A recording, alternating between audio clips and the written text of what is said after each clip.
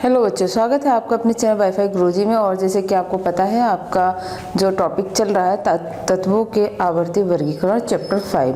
इससे पहले आपको S block, P block, D block इनके बारे में शॉर्ट ट्रिक के माध्यम से बताया गया था कैसे आप इन्हें याद कर सकते हैं।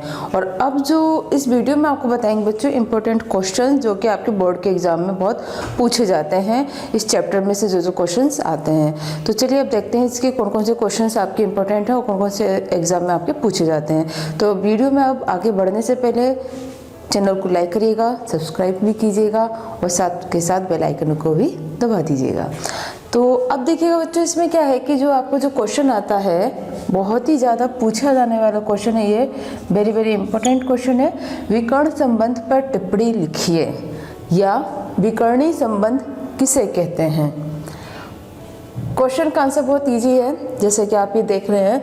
इसमें होता क्या है, विकर्णी संबंध क्या है। विकर्णी संबंध का मतलब है कि जब हमारे द्वितीय आवर्त और तृतीय आवर्त के तत्वों में के जो गुण हैं उनमें कहीं ना कहीं समानता है, तो उन समानता को जो हम रिप्रेजेंट कर रहे हैं वो उसको विकर्णी संबंध। लेकिन समानता कैसे है, ऐसा नहीं है कि जैसे कि आपको फर्स्ट वर्ग है ये, इसमें क्या करा कि आपका लिथियम और सोडियम, तो ये द्वितीय आवर्त के लिथियम और सोडियम, इसमें समानता नहीं होगी, बल्कि इसमें क्या होता है इसके जो अभिमुख है, मतलब कि इसके जो क्रॉस में आ रहा है मैग्नीशियम, इसके गुण मैग्नीशियम से समानता रखते हैं।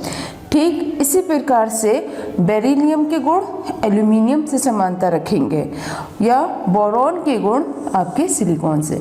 तो इस तरीके से जो इनके गुणों में समानता है, तो इन समानता के आधार पर इन्हें नाम दिया गया था विकर्णी संबंध।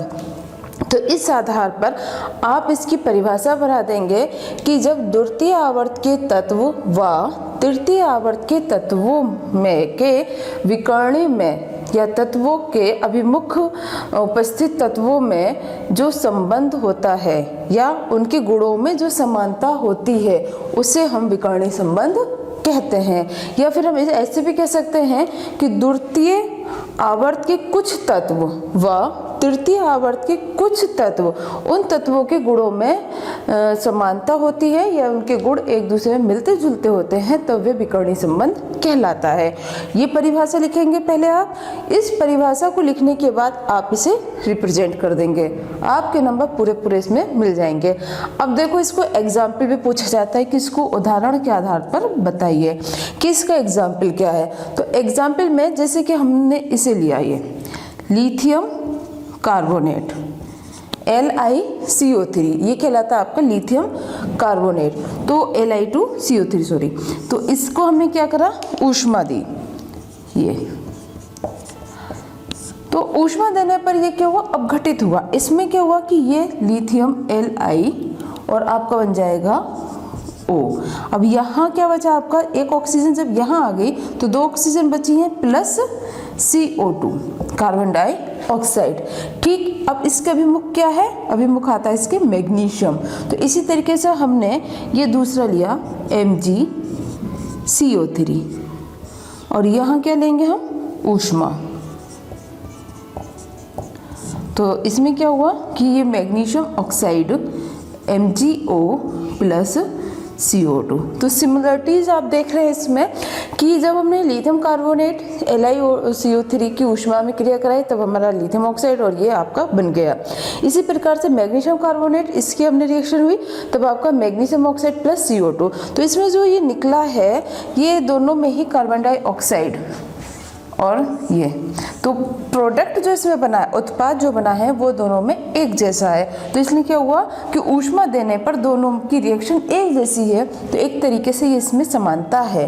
तो इसी समानता के आधार पर इसे हम कहते हैं विकर्णी संबंध।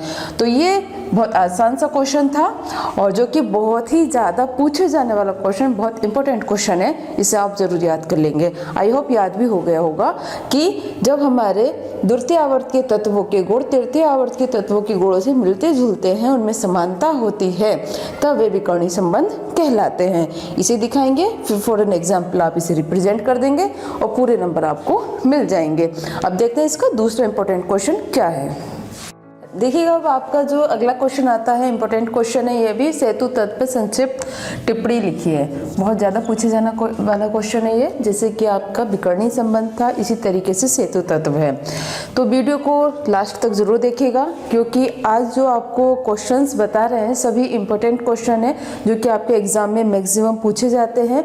किस प्रकार से लिखना, किस तरीके से आप ज़्यादा से ज़्यादा नंबर प्राप्त कर सकते हैं। तो देखिएगा क्वेश्चन, सेतु तत्व पर संक्षिप्त टिप्पणी लिखिए। ये शब्द अपने आप में ही इसका आंसर दे रहा है। सेतु मतलब कि ब्रिज। ब्रिज का काम क्या होता है कि दो रास्तों को एक जगह लाके जोड़ना, तो वह उसका सेतु कहलाता है। तो सेतु तत्व में मतलब वह एलिमेंट जो कि कहीं ना कहीं दो वर्गों को एक साथ जोड़ रहा है, वह उसका ब्रिज कहला रहा है। तो इसी तरीके से देखिएगा, इसमें हम सबसे पहले तो ये लिख देंगे कि तत्व आवर्त में फर्स्ट से 7th समूह के तत्व सेतु तत्व कहलाते हैं। मतलब कि 1 से लेकर 7 समूह के जो तत्व हैं आपके, ये सब सेतु तत्व कहलाएंगे। अब आती है इसके एग्जाम्पल की बात, कैसे आप इसको उदाहरण में रिप्रेजेंट करेंगे। एग्जाम्पल क्या है, जैसे कि फर्स्ट समूह है ये। अब इस फर्स्ट समूह में क्या आपका ये आता है, फर्स्ट वर्ग में hydrogen, lithium, sodium, potassium, rubidium और इस तरीके से। ठीक, अब ये इसी का ही उपवर्ग में आ गया। ठीक है, वी, जिसमें कि आपके संक्रमण तत्व होते हैं, कॉपर, सिल्वर और आपका गोल्ड। अब इन दोनों के बीच में यहाँ आपको ये सोडियम दिखाई दे रहा है। तो ये जो सोडियम है बच्चों, ये सोडियम आपके फर्स्ट एलिमेंट और इधर आपका जो ट्रांजिशन एलिमेंट है आपके संक्रमण तत्व में, उनमें समानता रिप्रेजेंट कर रहा है। तो इस तरीके से इन दोनों के गुणों को समानता जो दिखा रहा है कि ये इस तत्व में है। ये सोडियम जो है इन दोनों के गुणों को रखता है। तो इस तरीके से ये क्या हो गया, इन दोनों के बीच का एक सेतु हो गया, एक ब्रिज हो गया, इसीलिए हम इसे सेतु तत्व कहेंगे। ठीक इसी प्रकार से अगर हम सेकंड समूह में देखें, तो सेकंड समूह में यहाँ पर मैग्नीशियम जो है ये सेतु का काम कर रहा है।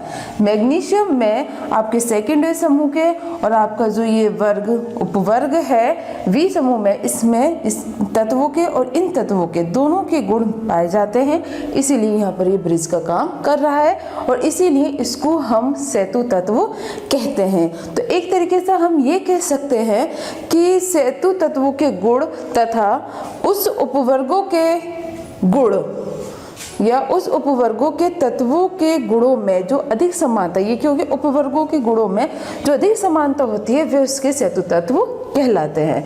तो इस प्रकार से बच्चों आप इसका आंसर दे देंगे, क्योंकि बहुत से बच्चे बहुत कंफ्यूज रहते हैं, समझ में उन्हें नहीं आता है। तो बहुत इजी है सेतु तत्व, इस तरीके से आप इसकी परिभाषा लिखेंगे और इसका ये एग्जाम्पल के तौर पे से समझा देंगे। अब देखिएगा इसका अगला इंपॉर्टेंट क्वेश्चन क्या है। देखिएगा अब इसका अगला क्वेश्चन है ये इस तरीके से क्वेश्चंस काफ़ी आते हैं जो कि बच्चे नहीं कर पाते, लेकिन ये क्वेश्चन बहुत आसान होता है। समझ लीजिएगा इसे ध्यान से। जैसे कि आप ये देख रहे हैं कि क्लोरीन दिया हुआ है, उसका परमाणु भार परमाणु क्रमांक है और आपसे ये कहा गया है का इलेक्ट्रॉनिक विन्यास लिखिए तथा आवर्त सारणी में इसका स्थान बताइए। या इस तरीके से क्वेश्चन आपका आता है कि परमाणु क्रमांक 17 वाले तत्व का आवर्त सारणी में वर्ग तथा आवर्त समझाइए। तो इस क्वेश्चन को सॉल्व करने का तरीका क्या है ये आप समझ लीजिए। कि देखिएगा जैसे कि आपका ये है Cl परमाणु क्रमांक इसका 17। अगर हम इसका इलेक्ट्रॉनिक विन्यास देखते हैं तब ये हमारा जाएगा 2 8 7। ठीक, अब कोश के आधार पे इसे हम देखें, कोश के हमारे KLMN इस तरीके से कोश होते हैं।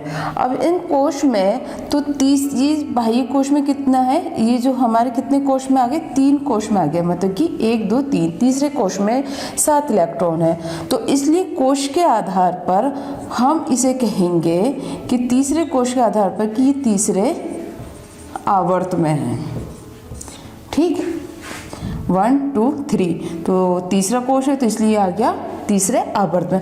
अब तीसरे कोश में कितने इलेक्ट्रॉन हैं, मतलब कि बाह्य कोश में जो इलेक्ट्रॉन प्रेजेंट है हमारे यहाँ पर कितने हैं, 7 इलेक्ट्रॉन है। यहाँ पर हमारे हो गए 7 इलेक्ट्रॉन। तो 7 इलेक्ट्रॉन के आधार पर हम इसे कहेंगे कि इसके समूह में, ये मतलब जितने इलेक्ट्रॉन इसमें प्रेजेंट होते हैं बाह्य कोश में वो उसके समूह को रिप्रेजेंट करता है एक तरीके से हम कहेंगे। तो ये हो गया हमारा कि ये सप्तम समूह में है, सप्तम समूह, या फिर हम कहेंगे सप्तम समूह या ए समूह में, सप्तम के ए समूह में ये है। तो इस तरीके से बच्चों आप इसे सॉल्व कर लेंगे कि पहले आप इलेक्ट्रॉनिक विन्यास बनाएंगे 2 8 7, तो 1 2 3 तीसरा कोश है बाह्य कोश, मतलब तीसरा कोश है तो इसलिए ये हो गया तीसरे आवर्त में है। और दूसरी बात 7 इलेक्ट्रॉन है बाह्य कोश में, तो 7 इलेक्ट्रॉन के आधार पर हम इसे कहेंगे सप्तम समूह, और जो कि कौन सा सप्तम समूह हमारा ए है। इस तरीके से हम इसे कह सकते हैं सप्तम ए समूह में ये प्रेजेंट है। तो इसके अनुसार आंसर आपको ये पूरा हो गया कि परमाणु क्रमांक वाले तत्व का आवर्त सारणी में वर्ग बताइए और आवर्त बताइए। तो आवर्त क्या हो गया इसका, ये 3, कि ये तीसरा आवर्त है, और वर्ग क्या हो गया हमारा, वर्ग हो गया ये 7th ए। तो इस तरीके से आप इसे सॉल्व कर लेंगे। तो ऐसे छोटे छोटे क्वेश्चन आते हैं, ये आपके 3 नंबर के क्वेश्चन होते हैं, और जिसमें कि आप देख रहे हैं कि कुछ भी ऐसा मुश्किल नहीं है, बहुत आसान है, इसे आप तैयार कर लेंगे। और इस तरीके से ये आपके इम्पोर्टेंट क्वेश्चंस थे। अगर अब कहीं भी कोई प्रॉब्लम है तो आप मुझको इंस्टाग्राम पे फॉलो करिएगा, वहाँ पे अपने क्वेश्चंस भेजिए, उसका आंसर मैं ज़रूर दूंगी। और जैसे कि बच्चों के क्वेश्चंस आते भी हैं कमेंट बॉक्स में, उनके आंसर भी मैं देती हूँ। तो इसी तरीके से हमारे साथ बने रहिए, पढ़ते रहिए और आगे बढ़ते रहिए।